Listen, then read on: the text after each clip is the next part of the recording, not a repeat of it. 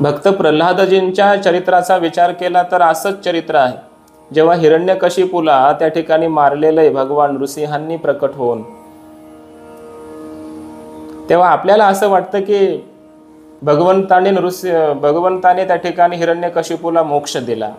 पण श्रीमद भागवतामध्ये स्पष्ट अशा प्रकारची ही गोष्ट सांगितलेली आहे. भगवान स्वतः प्रल्हादजींना म्हणतात की हिरण्यकशिपूला मी मारलेलं आहे आणि त्याचा उद्धार झालेलाच आहे, परंतु तो उद्धार मी नाही केला.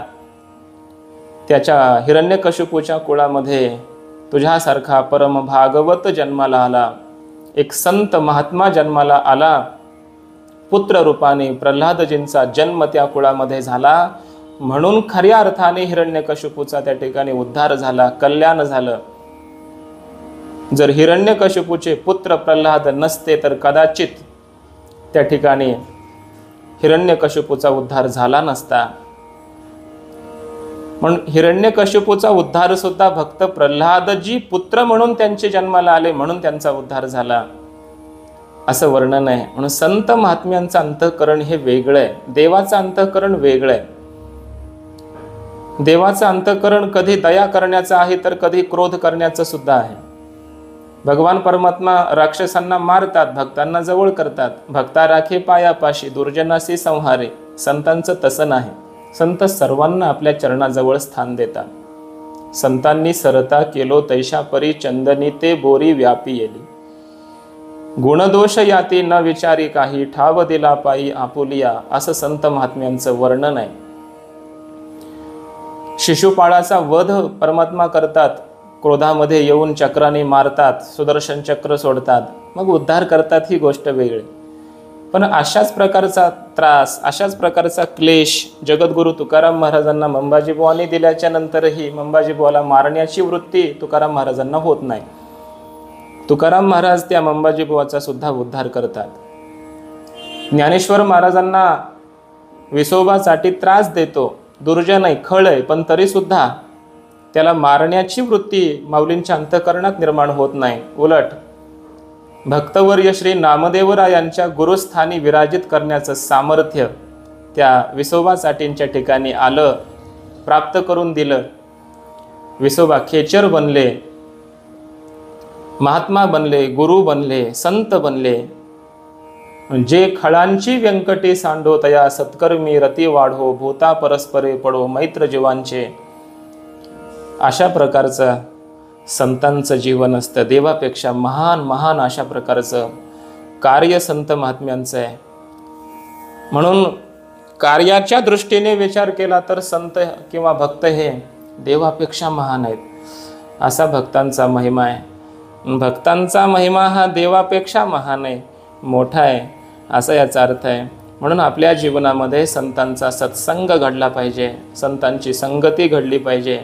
कलियुगासारख्या या भयंकर काळामध्ये तर अन्य सर्व साधनं हे लुप्त अशा प्रकारची आहेत. संत संगतीमध्ये राहणं हीच भक्ती आहे, हेच तत्वज्ञान आहे, वेगळं काही नाही. एकांतामध्ये जाऊन साधना करण्यापेक्षा सुद्धा संत संगतीत राहावं, श्रवण करावं त्यांचं.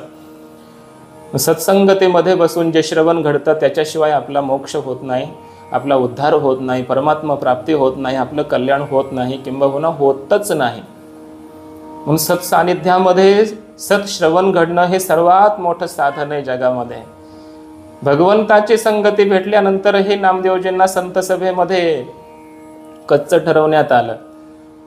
ज्यांच्या हातानं साक्षात या ब्रह्मांडाचा जनिता असणारा जगतपिता परमात्मा पांडुरंग नैवेद्य ग्रहण करतात, दूध पितात, एवढा अधिकार, महान अधिकार नामदेवरायांचा होता. पण संतांच्या सभेमध्ये मात्र त्यांना कच्च ठरवण्यात आलं. जेव्हा गुरूंचा उपदेश झाला, एका साधूंच्या संगतीमध्ये गेले, तेव्हा त्यांना परिपूर्णता आली. म्हणून देवाच्या संगतीपेक्षा संतांची संगती श्रेष्ठ आहे. देवाच्या सेवेपेक्षा संतांची सेवा ही श्रेष्ठ आहे. कदाचित देवाची सेवा आपण करत असताना संत महात्मे आले तर तुकाराम महाराजांनी संत महात्म्यांनी वर्णन केलंय, संतांचा अतिक्रम, देवपूजा तो अधर्म. देवपूजा आपण करत बसलो तर ते देवालाच आवडत नाही.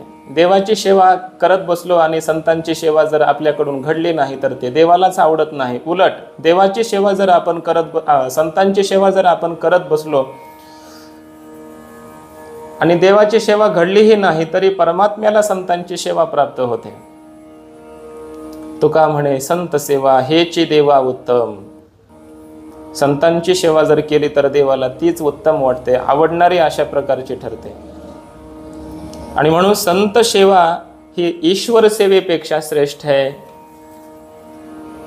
संतांचा महिमा ईश्वराच्या महिमेपेक्षा मोठा आहे. महामहिमशालित्व ज्याला म्हणतात ते संतांच्या ठिकाणी खऱ्या अर्थाने आहे.